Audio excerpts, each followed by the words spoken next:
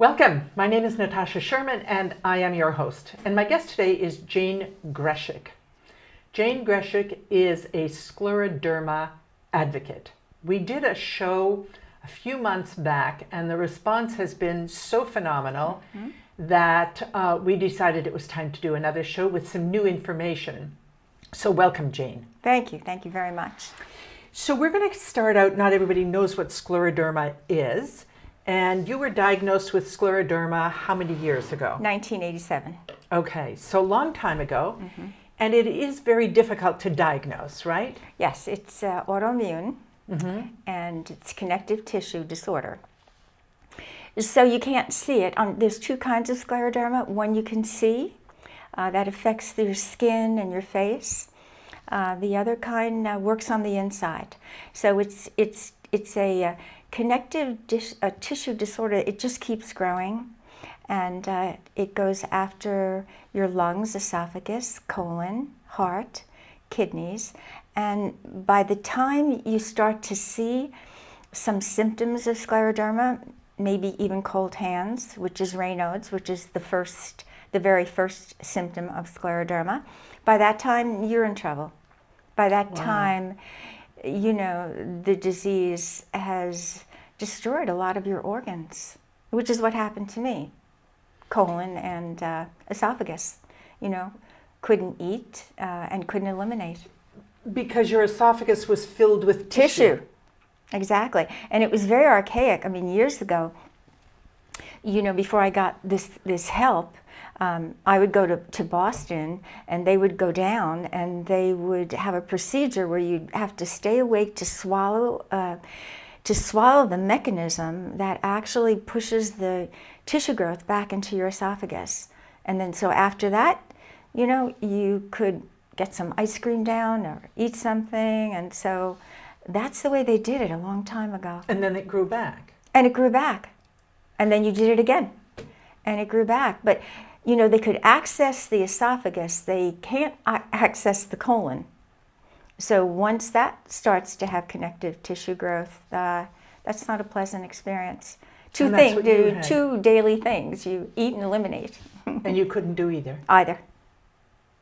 And I don't want to make light of it. I want to move forward to, the new information, but you want to really get that for years, not being able to eat or eliminate, being weak, not having a cure, having to do all these procedures, it was devastating.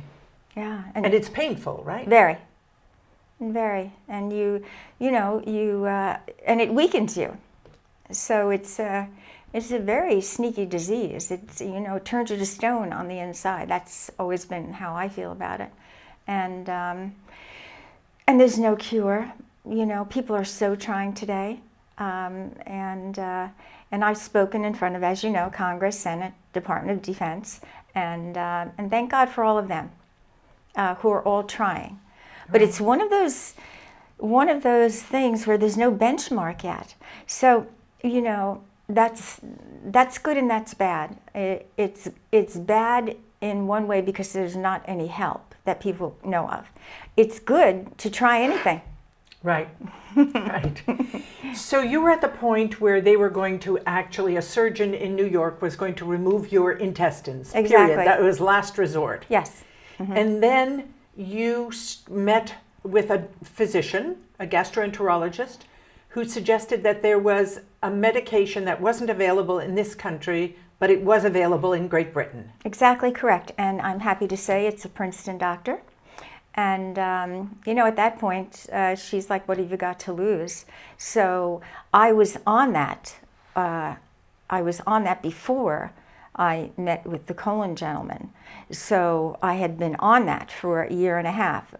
This was before you met with the one who was going to remove your intestine. Exactly. Yes. So he saw the end result of the intestine, and all along these two medications, one from this country and one from the UK that's not FDA approved.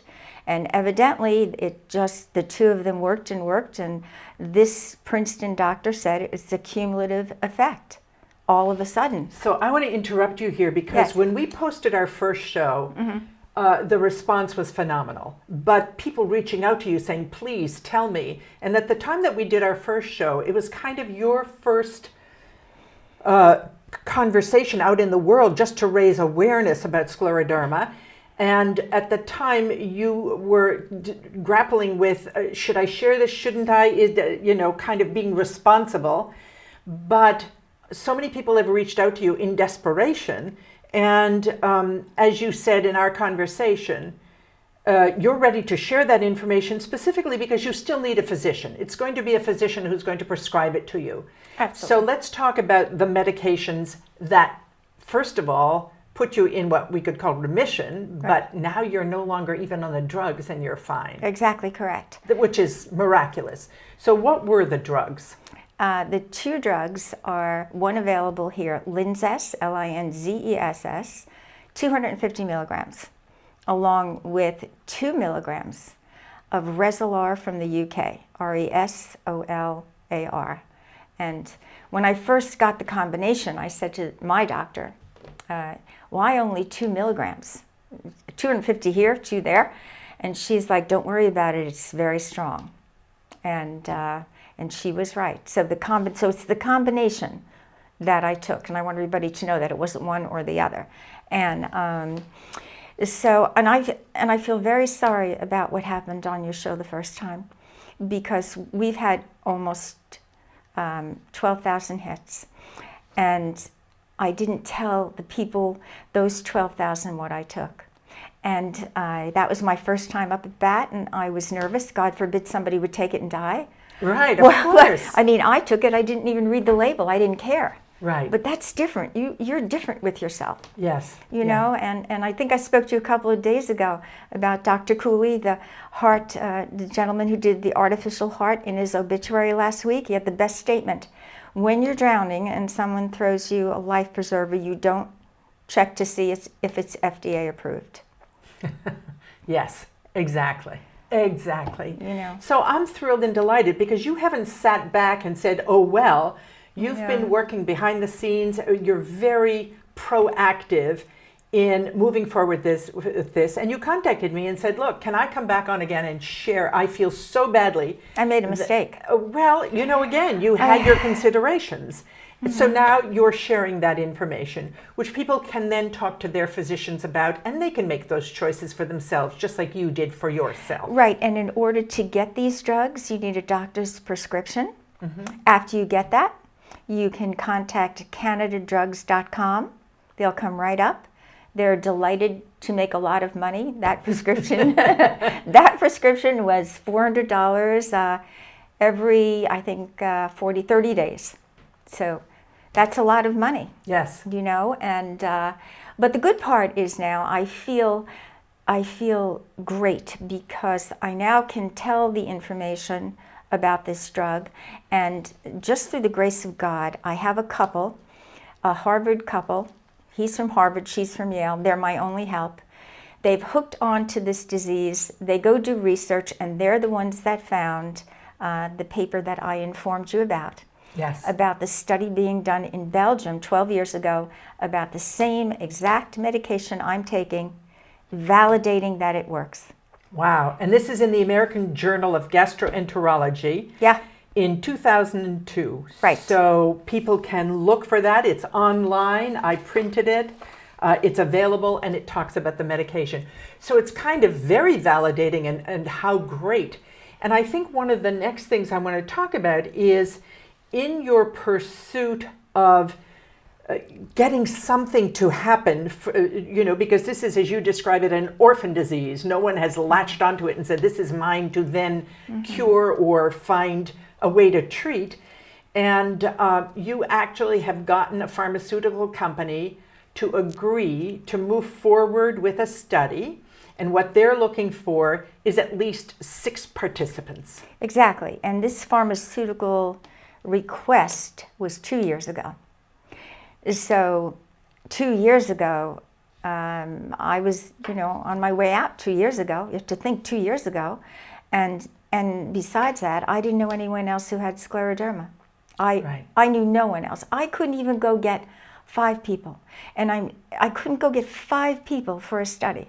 And I went through the connections that I had about people from organizations who knew people had scleroderma, and I got hit with, it's a privacy issue. And I can see that. No one, Sure. Look, I own a company. I work for myself with my daughter, and you know what? No one knows I've been sick. It's just the way it is. Nobody likes to say anything. Right. And no one wants their information out there, do you know? Yeah. And before we share what people can do, one of the things that I want to reiterate is you took this medication for a period of time, and then what started to happen? What changed in your body? It was very quick. It wasn't, it was just before I was going to have the colon removed at Columbia Presbyterian. And the gentleman who was going to remove it had never seen anything like this in all the years, and he was chief of surgery at Columbia Presbyterian. So it was June 11th. Somewhere in the beginning of May, all of a sudden, I just started to feel better. It wasn't even, I think I feel a little better. It was like, I really feel better. And then I started to eat, and out of nowhere, I started to have elimination. It was that fast. And so when I went back to my gastroenterologist, I asked her, what's going on?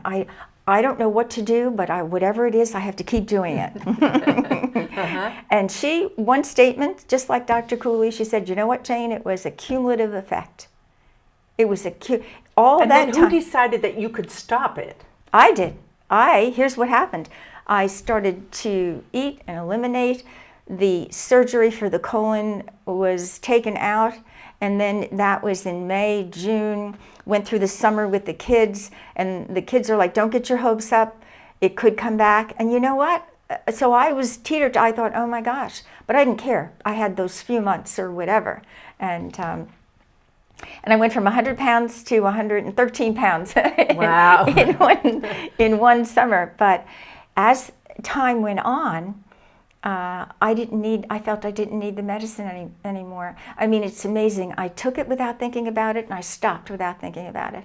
Now, what the amazing story is I'm not on it, and there are no symptoms of the disease. I'm not on it. So something triggered something. Something happened. I'm not on it. And how long have you been off of it? Year and a half. And you're eating and eliminating. And there's no signs of the scleroderma. None. And that's what's amazing. I'm not amazing anymore. This is what this Belgian study validates it. Mm-hmm. And now I feel like I could tell anybody anything if I can help. If I can find one person, Natasha, where this would work, the way this one person found me and it worked. Mm-hmm. That would be it for me. Yeah. Mm-hmm. Just one. Yeah. But now I'm inundated. Now I'm getting called. Yesterday morning, I was in Philadelphia at 11 o'clock and my phone rang, and it was a person from Melbourne, Australia at 4 o'clock their time who wanted to be sure that they called so I would answer the phone. I had spoken to them before, but I've gotten calls, Melbourne, I got a call from Laos. I got a call from a couple whose husband had scleroderma, 58 years old. She said, my husband has a big company and we'd be happy to write you a check for the information for the drugs. Oh my God. Let me tell you how people have taught me the right thing to do. On your show, I didn't tell what the medication was, and I learned how wrong that was. I mean, these people are showing me.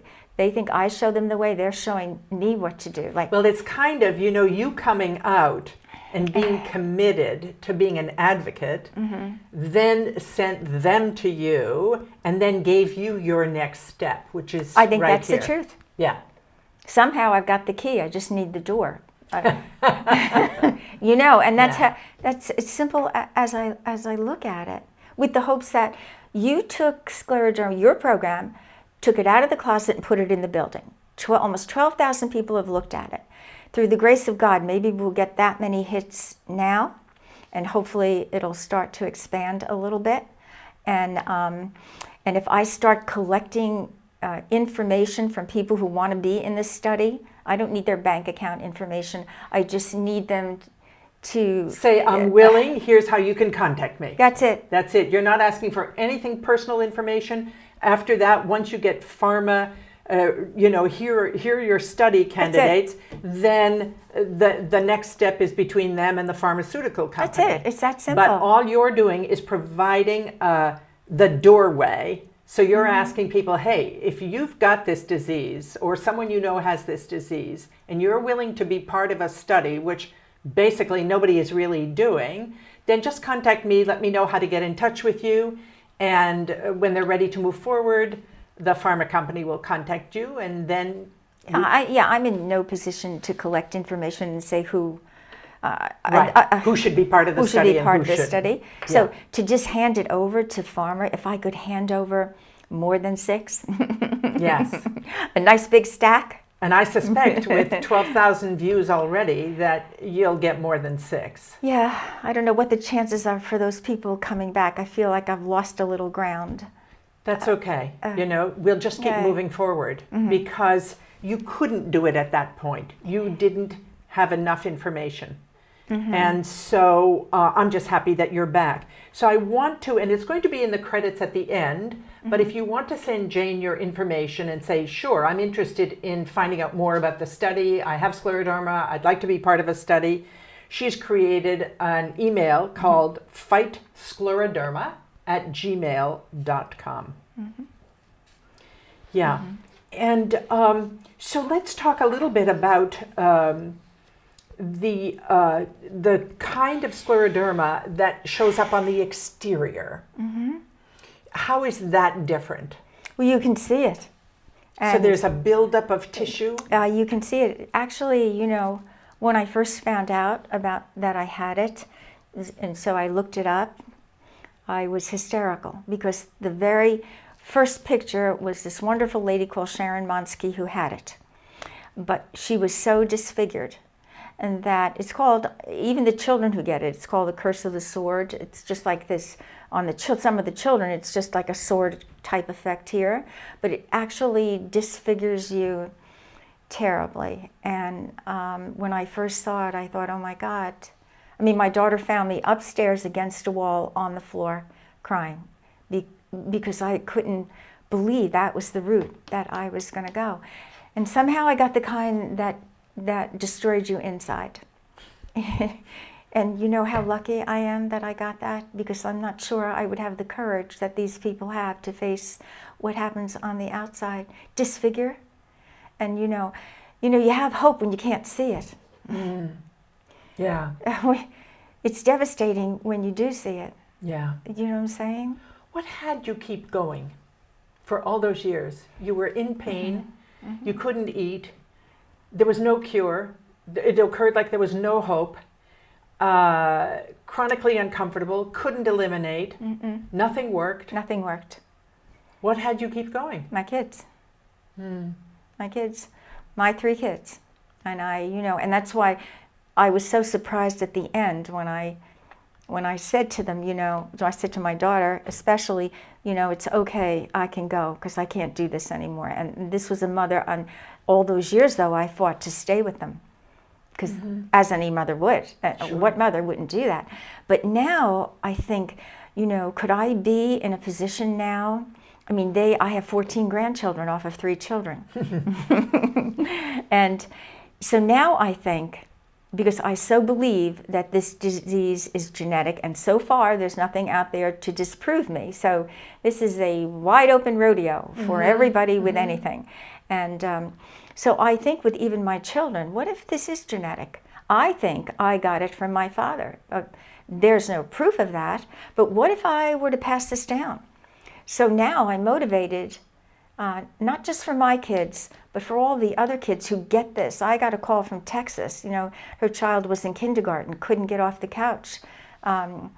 These calls. I don't know how you take these calls and you don't react to these calls. I mean, and it happens in the children. So I say to myself, well, maybe could this be a way, if it's coming up, that early detection or somewhere along the line, by the time I get through this life, and their life is coming up, there should be more on the scleroderma plate. There should be more help for this disease. Do you know what I'm saying? Right. a lot What more. makes you think that your father may have had it? Did he have any symptoms or? You know, my father had severe arthritis, a lot of pain. I mean, there are symptoms that sneak up for this disease that fit the profile of anything. That's part of Little the problem. arthritis, and your hands are cold, things are numb. I mean, it could be when the doctor sees you, it could be anything. And that's what happens here. It's misdiagnosed. But, you know, he had a couple of things that I, now, unfortunately, that he's been gone, but, you know, I think about what small portions he used to eat. Things that I thought at the time were very French. I started to think maybe that's not the case. Do you know? Yeah. And you know how you just have a feeling? I don't know. I have that feeling.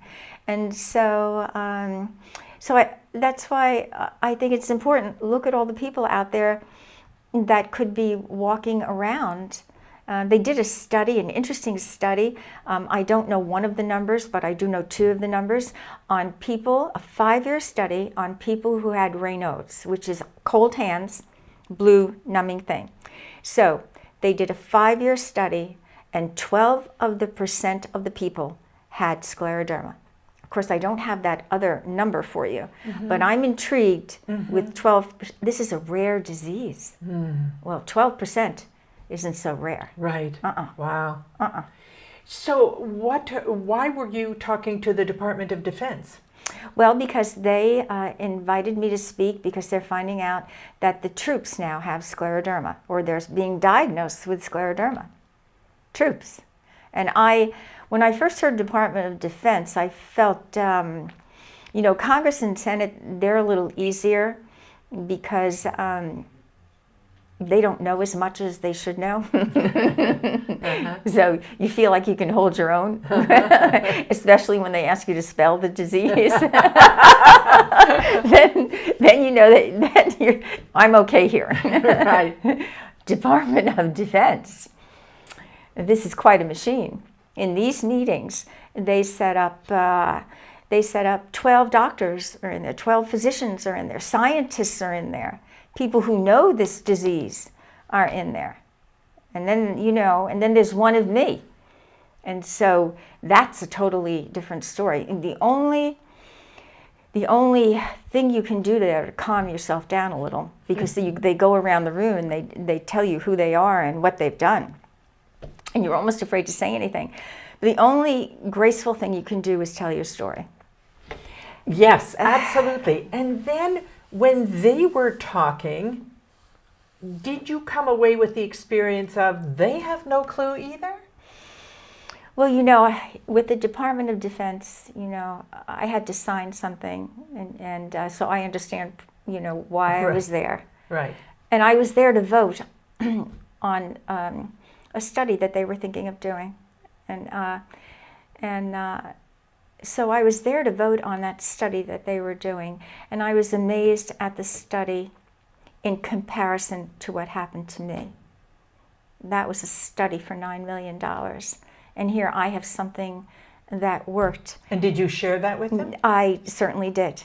And I got the numbers, you know, on the board. How they decide is it's a 1 to 10, 1 being the highest number. And were they going to? Ultimately, did they vote to go ahead with this study? They don't tell me. Right. They don't tell me. But you did share your information. I did. What worked? Exactly. And as we went around the room, the numbers were very, very high to do the study. 8, 9, 10. Right. 8, 9, 10. By the time I was done, the numbers were 2, 3, 2, 3. And I think it just came from them asking me, you know, very validated questions, and me hopefully answering them correctly about this disease, you know? And so I just, you know, I loved being there and doing that, and I started to understand I'm not going to say this is a free-for-all in clinical studies, but it is a free-for-all. Anybody can jump in. Anybody can say. So I'm just going to ask you, because we have 2 minutes left, and go it's ahead. an unanswered question Yes, in my mind. right. Why did the numbers go down? Well, when your information surfaced? No, when I say go down, that meant to the plus. The lower the number, Oh, okay. the more. So they were more interested as you told your story. Yeah. Okay, good. I was wondering why that would happen. Yeah. So I want you to say once again the 2 medications that you used that helped you, and where people can get them. Definitely. We'll do the 250 milligrams of Linzess, Linzess. Which you can get in this country. Absolutely. And 2 milligrams of Resolar, Resolar. And if you get a doctor's prescription, you go right to Canada Drugs and they fill it. Okay. It's that simple. Great. That's great. And again, everybody has to make their own choice. You know, it worked for you. You're not saying, you know, go out, do this because it worked for me, it's going to work for you. But you also don't want to withhold that information because people are desperate. This is the right thing to do now. In the UK, people are sick, they're getting better. In the United States, people are dying. This is unacceptable. Yeah. This is, somebody has to move out now. You know, not to be just because I say it cured me. We've got a paper here, a validation here, some people to do a study. I mean, we're a group now. I feel, thanks to you, you're just gathering everybody for me. Great. And thank you. Thank you so much. So thank you so much for coming back and for getting in touch with me and saying, okay, there is a next step. You know, that only showed me that there has to be a next step. So thank you. And we're going to continue to stay in touch, and maybe there will be another show. Maybe there will be, and thank you very much. My name is Natasha Sherman. Thank you for joining us.